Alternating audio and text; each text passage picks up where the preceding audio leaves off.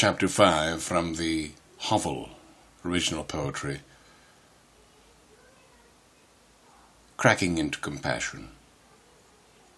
How then had I acquired contaminants, and what were their names? Ramdas and Timothy Leary told me the stories on my back, and these were the names in the annals of my incarnation. And not one of the stories I was wearing on my back had the weave of the hovel. And where, for instance, did Ramdas learn his stories, the old weaved wive tales that he had taken on his back and worn as tightly as a Mexican poncho?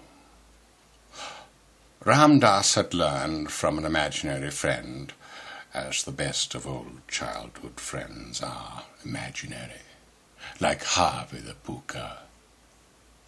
Well, old mescaline-clouded Ramdas learned his stories from a Pooka named Emmanuel, who had a gift for a witty turn of phrase and comedy, which we learned through the science of Mary Poppin philosophical thought.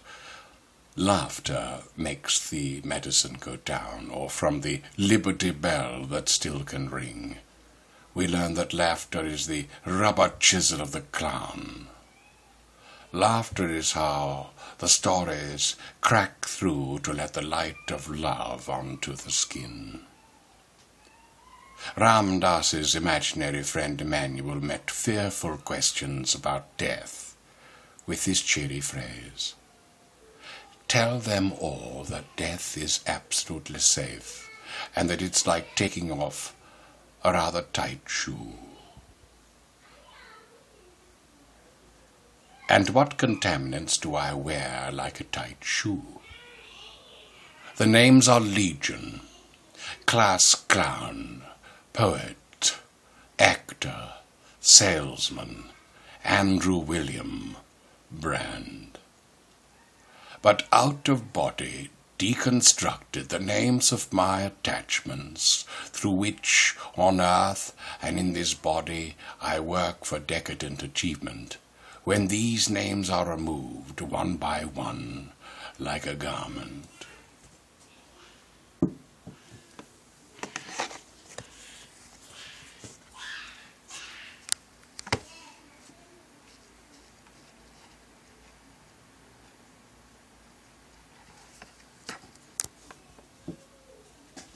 Layers. Tell me then what I am and what I could become. And the answer by Ramdas, who went to that loss and came down again, tells this story. Layer by layer they were taken, he said, and it undercut the models of who I thought I was, all the socialization and childhood development that left me with a very strong somebodyness. It cut that out, and of course there was fear in losing that familiar identity. But there was also wonder, because I touched a place in myself that was behind all my social roles. And it was a presence. Instead of being good or this or that or achiever or anything, I experienced a place in myself where I say, I am, not I am this or I am that, just I am. And there were other qualities to that experience. There was a feeling of familiarity to it.